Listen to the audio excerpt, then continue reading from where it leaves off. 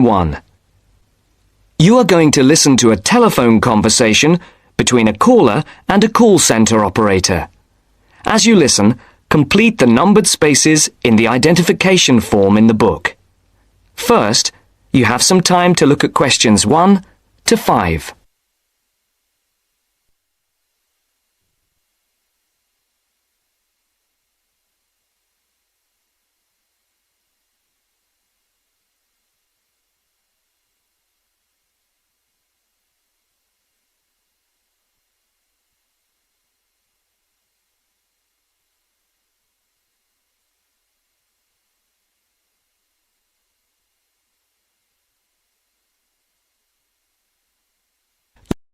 Now the test will begin. You should answer the questions as you listen, because you will not hear the recording a second time. Listen carefully and answer questions 1 to 5. Platinum Card Service, Rebecca speaking. How may I help you? I've got a few problems with my credit card account. Okay. What is your credit card number? Let's see. It's here somewhere. Here it is. Can I just take the card number, please? Yes, it's 6992 6992 3443 3443 1147 1147 8921. 8921. Right. Can I just check that? 6992 3443 1147 8921. That's it. And your name? Carlos de Silva. I just need to check a few details for identification and security, if you'll bear with me. That's okay. And what's your postcode? SE1 8PB. SE1 8PB. That's it. Vauxhall Close, London? Yes, that's right. And the house number? 43. And can you give me your date of birth? 13th of the 7th, 63. And one further check, if I may. Can you give me your mother's maiden name? Yes, it's Moore. Is that Moore? Yes, that's it. Before the caller and operator continue their telephone conversation, look at questions 6 to 10.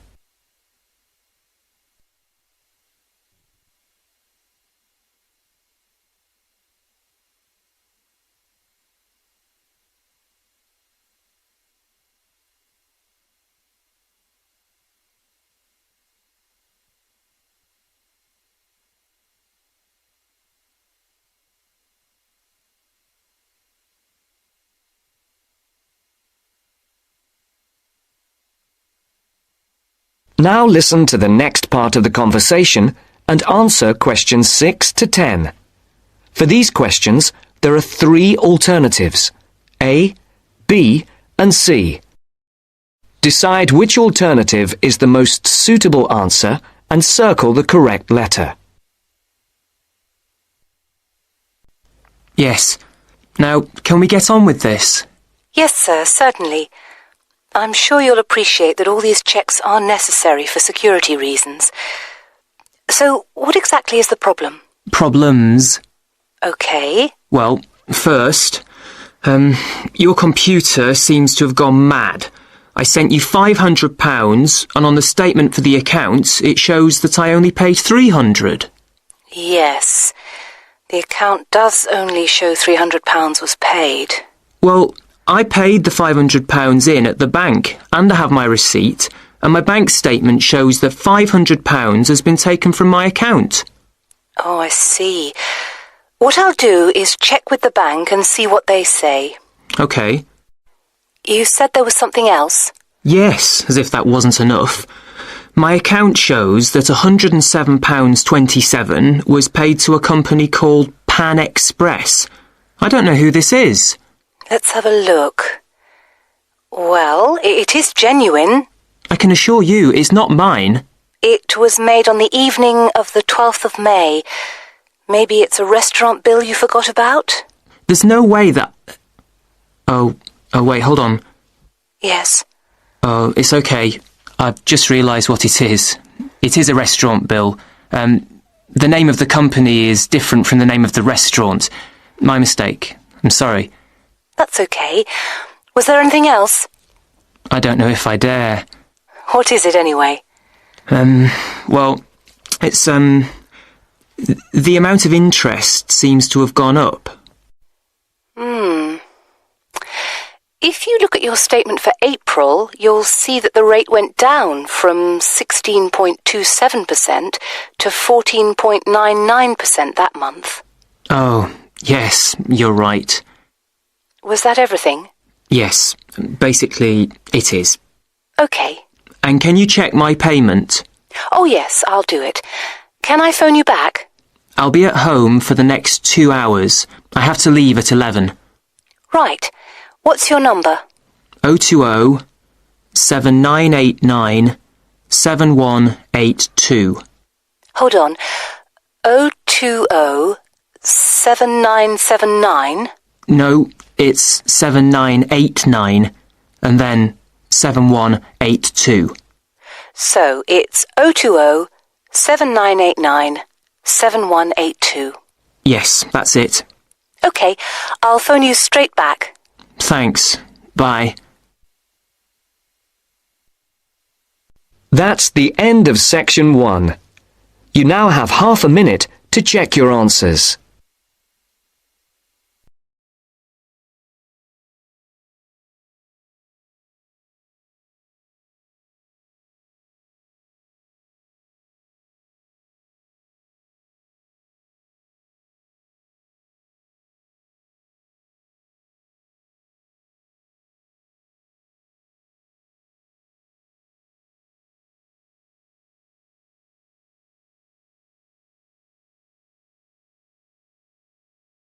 Section 2.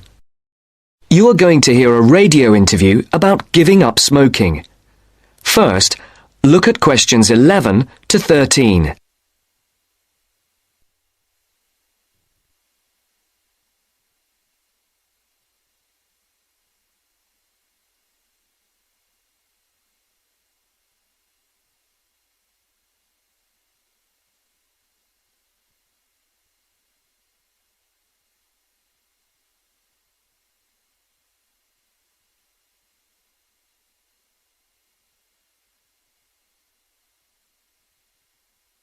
As you listen to the first part of the interview, answer questions 11 to 13. For these questions, there are 4 alternatives: A, B, C, and D. Decide which alternative is the most suitable answer and circle the correct letter. And now, let's hear what Mr. Gold has to say about kicking the habit of smoking. It was connected with wanting to change your life and your desire to become an actor. Is that right, Mr. Gold? Yes. So, can you tell our listeners a bit more about how you managed to give up? Well, I enrolled on a variety of evening courses where I found I wasn't able to do the warm-up sessions. Bending down to touch my toes made me breathless. Even though I hated to admit it, the problem wasn't so much my sitting around all the time, but my 15 to 20 a day smoking habit. If I'd been able to limit myself to 3 or 4 cigarettes a day, there'd have been no problem, but I was seriously addicted. And I'm talking about waking up at 3 a.m. dying for a cigarette, or, in the days before 24-hour shopping, driving across London at night to buy a packet of cigarettes when I ran out. But above all, my addiction meant making sure I never ran out, at the expense of everything else, including necessities. So, what did you do? The thought of all my past attempts to give up just wouldn't go away. This was something that had constantly been on my mind, especially first thing in the morning with the chest pains, coughing fits and headaches, not to mention the frequent colds and throat infections. But I couldn't imagine life without smoking. I also enjoyed my life, but the thing I longed for most was to escape the trap of a job I was bored with. I knew what I wanted, and I understood something else too. This time, I was going to keep my little plan a secret. Now look at questions 14 to 20.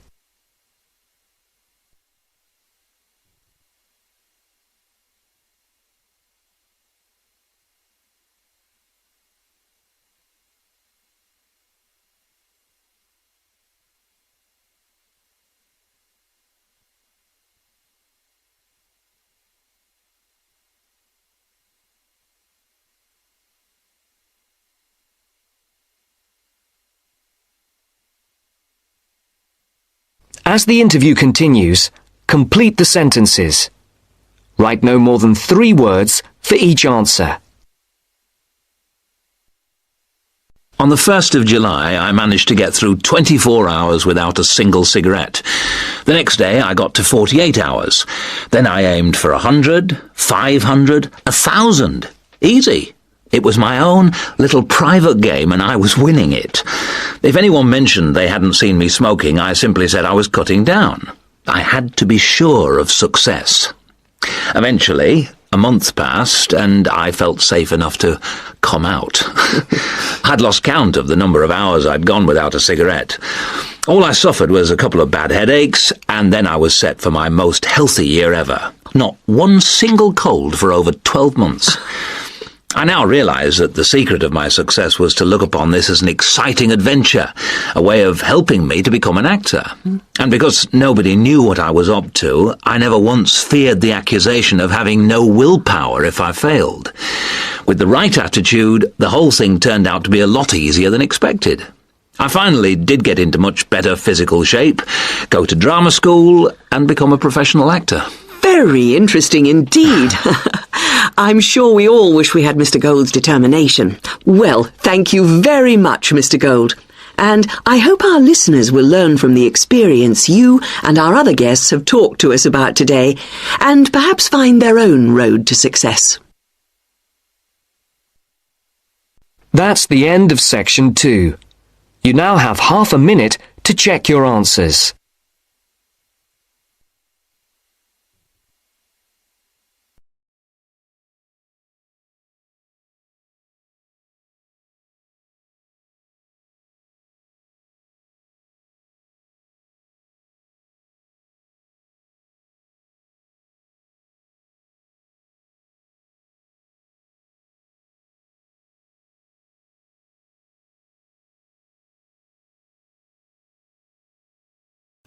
Now turn to section 3.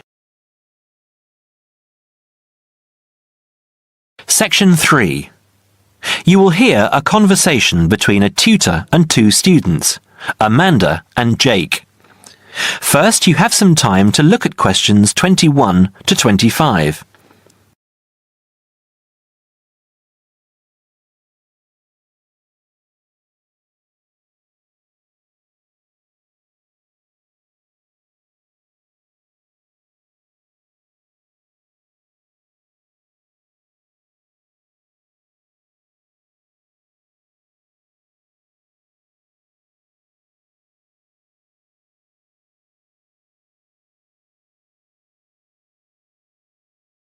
Now listen carefully and answer questions 21 to 25.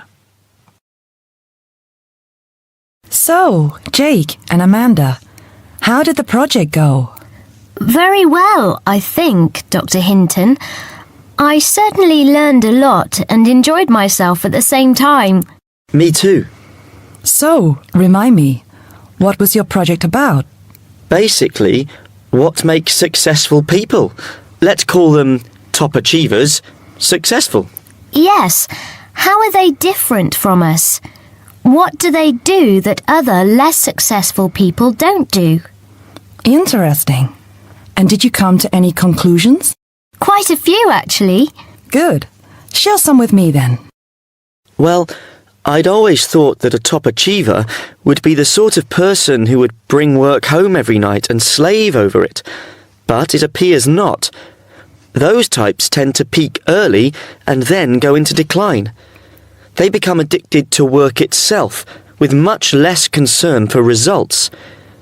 We found that high achievers were certainly ready to work hard, but within strict limits.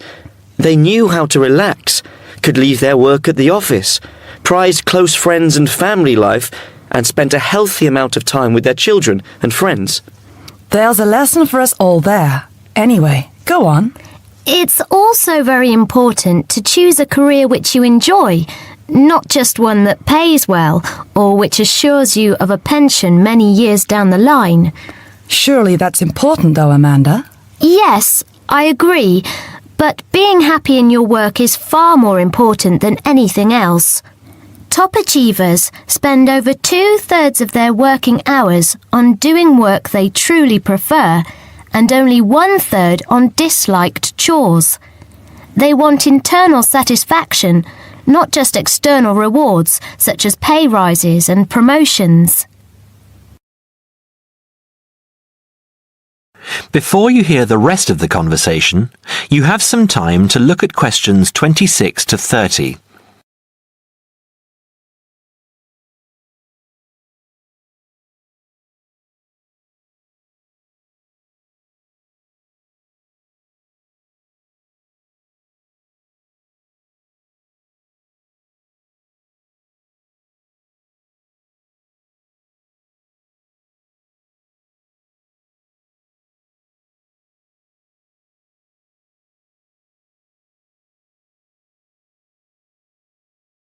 Now, listen and answer questions 26 to 30. Actually, in the end, they often have both, because they enjoy what they are doing, so their work is better and their rewards higher. Yes, Jake, that certainly makes sense. Now, can I ask you something? Do high achievers, as you call them, take many risks? Yes and no. I interviewed one business executive who told me he was able to take risks because he carefully considered how he could salvage a situation if it all went wrong. He imagined the worst that could happen, and if he could live with that, he went ahead. If not, he didn't take the chance. Other people prefer to stay in what I heard described as the comfort zone setting for security, even if it means settling for mediocrity and boredom too. Would you call top achievers perfectionists? Contrary to what I expected, no, I wouldn't. We came to the conclusion that a lot of ambitious and hard-working people are so obsessed with perfection that they actually turn out very little work. I happen to know a university teacher, a friend of my mother's, who has spent over 10 years preparing a study about a playwright. She is so worried that she has missed something, she still hasn't sent the manuscript to a publisher. Meanwhile, the playwright, who was at the height of his fame when the project began, has faded from public view. The woman's study, even if finally published, will interest few people. So, what has this got to do with top achievers? Well, top achievers are almost always free of the compulsion to be perfect. They don't think of their mistakes as failures. Instead, they learn from them, so they can do better next time. Well, would you call them competitive? High performers focus more on bettering their own previous efforts than on beating competitors. In fact, we, came to the conclusion that worrying too much about competitors' abilities and possible superiority can be self-defeating. Yes, and we found that top achievers tend to be team players rather than loners. They recognise that groups can solve certain complicated problems better than individuals and are eager to let other people do part of the work. Yes, loners, who are often over-concerned about rivals, can't delegate important work or decision-making. Their performance is limited because they must do everything themselves. Well, it looks as if you two have done a thorough job and learned something into the bargain too. Now, there are just a couple of points I'd like to clarify with you.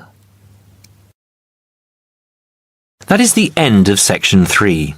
You now have half a minute to check your answers.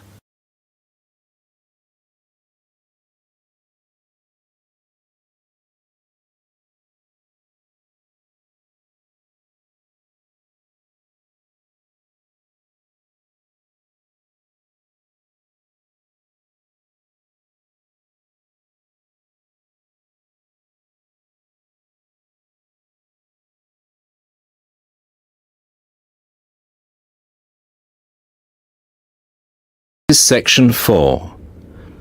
You are going to listen to a lecture on language learning. Now look at the questions 31 to 35.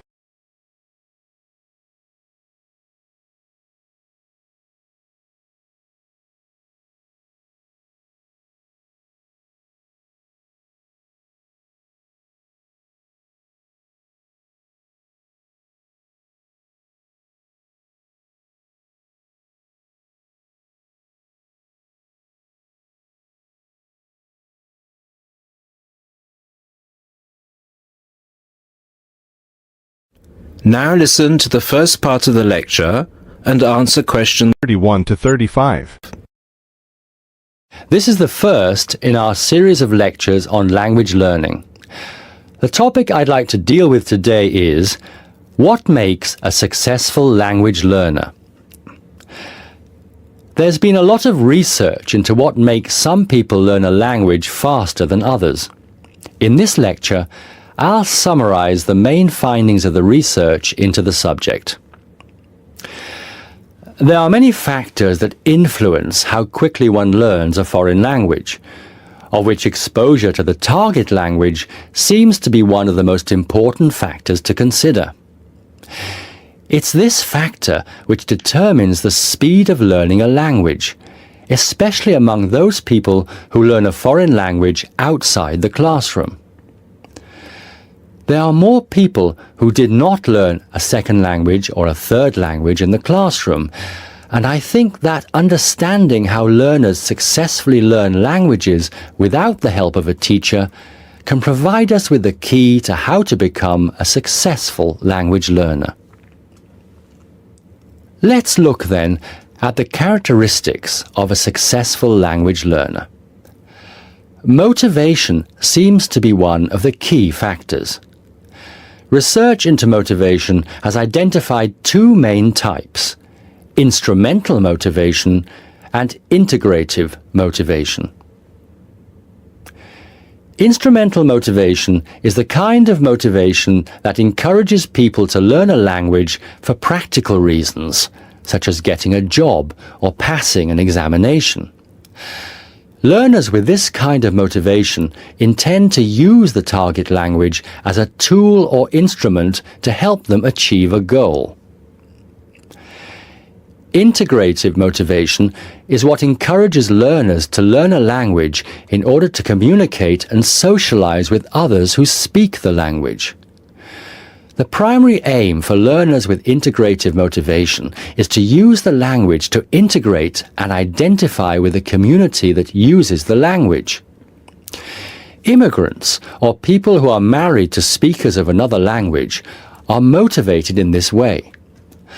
Although most people have mixed motivation, research into language learning and acquisition suggests that integrative motivation produces much better results and is an important characteristic of successful language learners. Now look at the questions 36 to 40.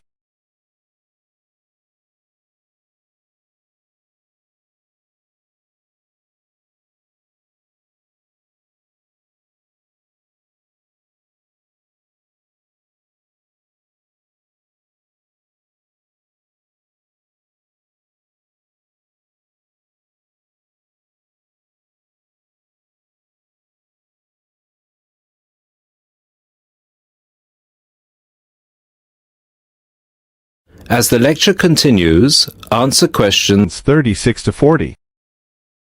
Personality is another important factor in language learning.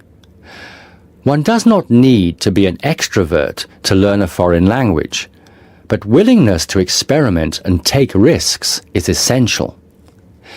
Introverted or anxious learners who are afraid of making mistakes find it harder to learn a language.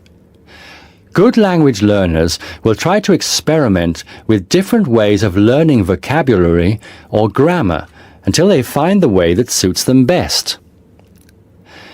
Language is a complex system.